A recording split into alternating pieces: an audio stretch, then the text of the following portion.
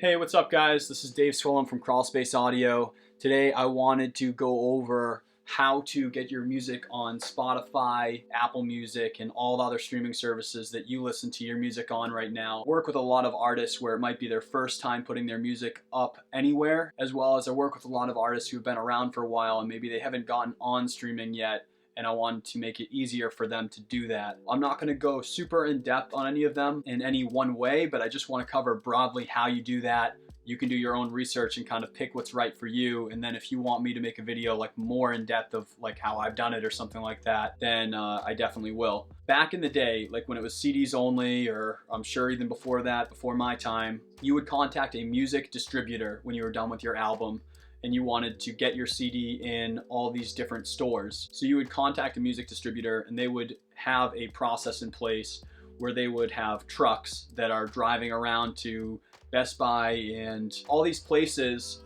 that you don't have the time or the process to, or even the relationship to actually drive your record around and do yourself. There's no way to do it, right? So you hired a company to take those CDs and deliver those to places where all of your fans and listeners would be at so that they had the ability to access it. It is the same thing happening now, only digitally. So what's happening is you can't call up Spotify and say, I want my album on it. There's no place to do that at. Spotify really busy doing a lot of different things and they don't want to be inundated by every artist in the world contacting them. So they work through these music distributors that are contacting them in an exact process that they like it done, giving the information in the way that they want it done so that way they can do business. And we all have a process as well. So still music distributors, just different distributors doing different things to get the music in the marketplace where everyone's listening to it, which is streaming services. So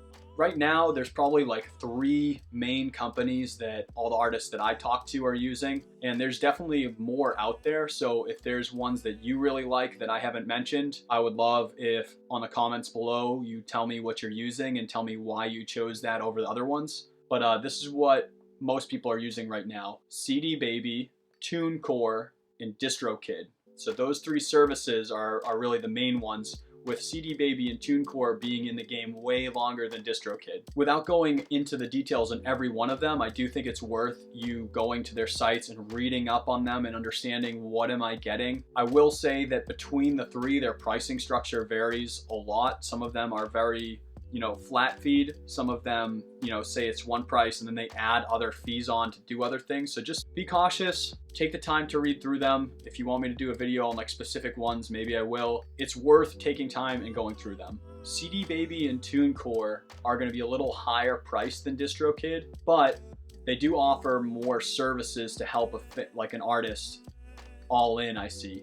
For instance, I think TuneCore or CD Baby, I get them confused kind of because I use DistroKid personally, which I'll get into. They offer services like launching a Spotify pre-save campaign, or ways to, premiere a YouTube video in different ways through social, or different links and things like that. They offer different ways to engage with your fan base as services, but they are other services that you pay for aside from the streaming abilities. TuneCore, CD Baby, I think are really great if you're looking for more support. Like if you have done no things to try to get engaged with your fans, or network and get things going and contact people and market and all these things, I think that they're really good for that because they give you all of these services that are aimed directly for that in one spot. But I will say that they are definitely a higher cost. If you're just looking to get your music up to all the streaming services, I recommend DistroKid. DistroKid is what I use, and I chose it because I felt that I had a process in place for a lot of the different things that those other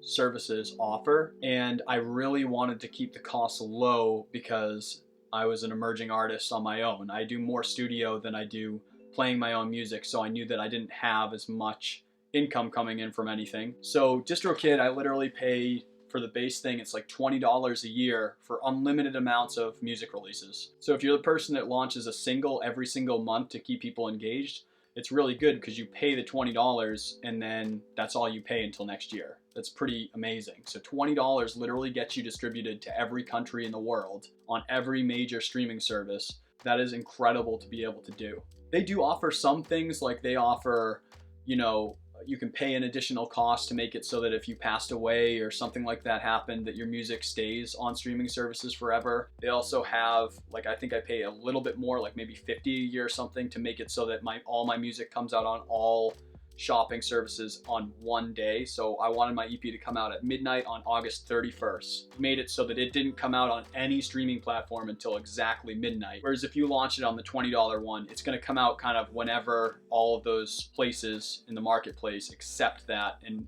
register it. So Spotify might put it out 3 days earlier than Apple Music 2 weeks later, you know. It can be a little convoluted, but it depends on what you want from it. If you're just looking to get it out there, I think it's a really good service for it. A couple tips that I have for you if it's your first time uploading is, first, it can be good to establish the accounts with maybe a single or something that's not as big of a release for you, maybe a single off the upcoming album first. Reason being is because there can be issues in some of the marketplaces that you have to sort out. You have to establish like a Spotify profile through Spotify. You have to establish an Apple profile through Apple. Even though DistroKid or TuneCore or whoever it is taking your album notes, your artwork, and your files and putting them to those, some of those services still make you make your own profile outside of it, which can be a pain in the butt. As well as if you have your own artist name, but someone else already has that name on there, they can actually mix files and stuff. They haven't really come to a conclusion of what to do about that yet.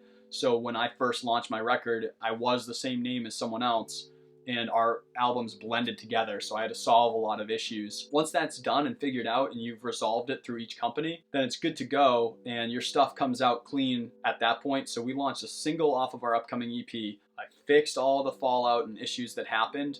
Then I had everything in place when my album came out so I could market that well and put that through. So I do recommend starting all these accounts with something before you go all in with something that's really, really, really important to you, as well as start on your album artwork right away. All the websites have the information of how they want that artwork. It's a specific size that they accept, and it needs to be a certain quality. So I don't recommend finishing your album in studio, then working on album artwork, because people sometimes want to start the process of launching it and you actually can't submit it until you have that artwork. It all has to go in one thing like that. So I do recommend right when you start recording your record and you have some idea of what it is that you're about for that record, start with your album artwork. Get that done so that everything's done and ready to go in that time. And I'll do another video sometime about like how do you launch a record with some different marketing approaches and things like that. But get the album artwork done ahead of time so that way when you're ready to submit, you can submit all of it and just head towards your release. Don't get hung up by all the different things. When it's your time to plan and have things come out at certain times that you want to make for your EP release show or whatever you're doing, it's nice to have everything ready to go on it. Of course, some services out there you can do without doing a music distributor, like for instance, YouTube, SoundCloud. I recommend being on absolutely anything that you possibly can get your music on and people can listen to. Bandcamp is another one. Those are nice to have because people don't have to have any type of account to listen to them. Those you have to do separate. Some of them do put it to YouTube for you. You know, overall, I think it's worth the investment to get it onto absolutely everything. You can do it super affordably, and it makes it so that you reduce the friction that it takes for your fan to find and listen to you regularly. So if you guys have any questions about this, definitely feel free to hit me up at crawlspaceaudio.com or on the comments below. I hope this was helpful for some of you who have never put your music out to any streaming services and can start the process of figuring out what works best for you and your band. All right, guys, go launch some music.